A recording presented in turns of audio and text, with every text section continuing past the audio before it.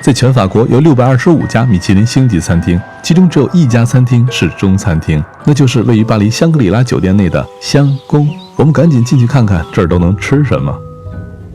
这位就是40岁的餐厅主厨里森 Samuel， 他将带我们去看看在法国人眼中最好的中餐长什么样。下点好了。这是一家粤菜为主的菜馆，每一道菜都是李先生亲自设计的。就比如这道正在点缀蟹仔的烧麦。蟹仔的口感好，再拿嘴一嚼啊，蟹仔会爆开，还有声音，像爆珠，嘣儿。颜色搭配非常重要，这样客人才会有食欲。每一个点心必须得饱满，有光泽，得像宝石一样。这个餐厅选用的都是法国最好的食材，就比如布雷塔尼的龙虾，还有蜘蛛蟹。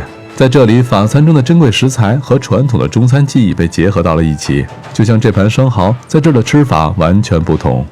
像法国人最喜欢生吃的生蚝，李大厨先将其裹粉，再包上调制好的蛋液，然后准备将它在油中炸一炸。这油温的控制啊，全凭耳朵。炸东西啊，特别讲火候，油温太高啊，水分就炸没了，吃起来啊，口感跟劈柴一样。所以千万啊，别过了。来，你看这儿冒的烟。这冒烟是嘛意思？这样就证明了油温过200了，可以下锅了。锅还得倒一倒，防止粘连。这得注意时间，心里数，15秒不能超了，快了慢了都不行。最后，这个盘上还要做一点小小的点缀。这个是熏鱼子，这样一道米其林级的中餐就诞生了。看来味儿不错啊。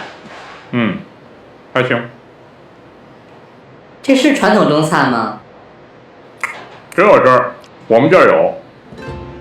这3只生蚝的价格是58欧元，约合260万伊朗里亚尔。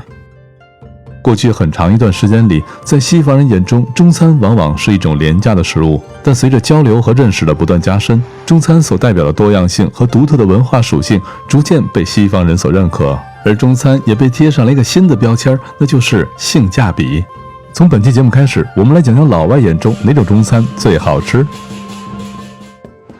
从第一次世界大战之后，中餐迎来了在欧洲的快速发展，而很多中餐的经营者已经经历了几代的传承，菜品也有了很多的演化。这位女老板叫赛琳，一位出生在法国的中国后裔。从2018年开始，她开了一家自己的餐厅，而为了能够获取最新鲜的食材，她在巴黎这片钢筋水泥的丛林里租了一片停车场，搞了一个秘密的小菜园。Yes sir， 看见我的尾烟了吗？可能下负2了。那我下去。这个地下停车场停不了车，因为地面的防水出了问题。可赛琳正好需要这样一个地方，在巴黎市区搭了一个有机农场。哎，这长得真好，你看多肉头。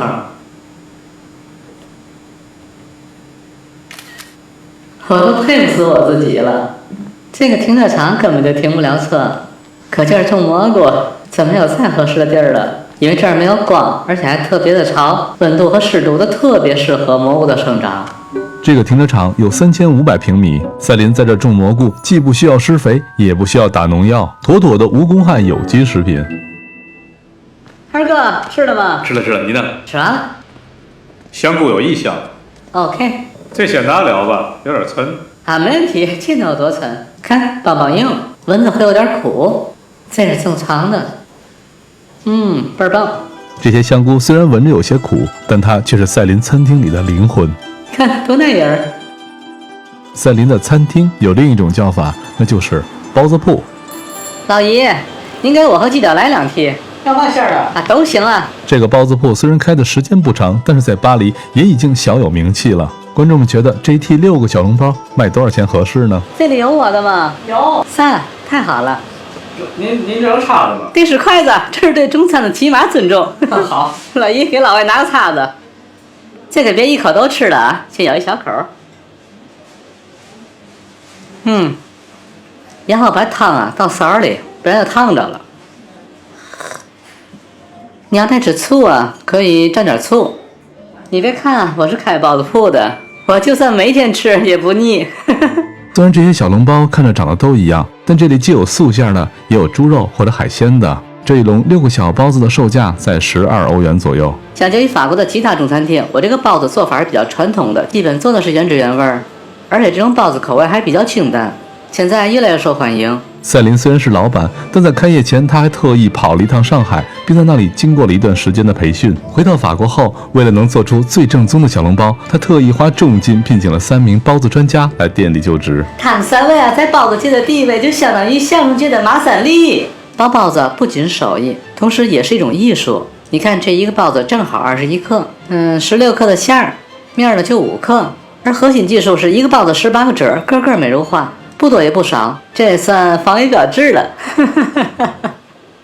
包包子的过程就像一场表演一样，是开放的，但里面的馅儿是怎么做的呢？想知道答案，必须亲眼看一看。厨房里的绝大多数工作都是用手工来完成的。这我的蘑菇，它能给馅儿提鲜，做馅儿的东西啊都得切碎了。做馅儿用的肉都是产自巴黎西部萨特省的优质猪肉，然后其中需要加入酱油和香油，还有姜、葱、盐和蘑菇等，最后就是神秘的肉汤。这就是肉汤啊？对，这是昨天熬的，得熬6个小时。油汤凉了以后就会结成粒儿，然后就容易加在馅儿里了。这个粒儿一加热就是汤。这种熬的汤啊，里面有胶质，所以在常温下它就变成了固体。这上锅一蒸，馅儿里就化了，就成灌汤了。法国人对于吃的观点是比较保守的，但这一点现在正在慢慢改变。最上面这屉包子是素的。下面第2层呢是肉的，猪肉3鲜。这家的馅儿特别软和，跟别家的完全不一样。就他们这家的包子味道很独特，我觉得真正的中餐应该就是这个味儿，正宗。在巴黎的中餐厅做的菜口味都太法国化了，这包子就应该做正宗的天津口味。不仅是中餐，在法国其他类型的亚洲餐厅，其菜品的口味也和法餐非常接近，反而和他们本来应该有的口味越来越远。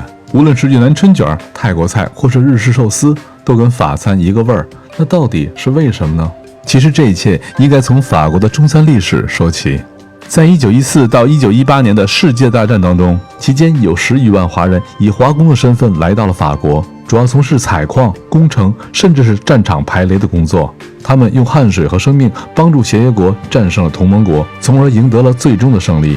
在战争期间，这些华工中有数千人将生命永远地留在了欧洲。战争结束后，绝大多数的人回到了中国，而同时也有3000多人选择留在了法国。由于根深蒂固的中华饮食习惯，华人间自发地建立了一些中餐社区食堂，这也是巴黎最早中餐厅的雏形。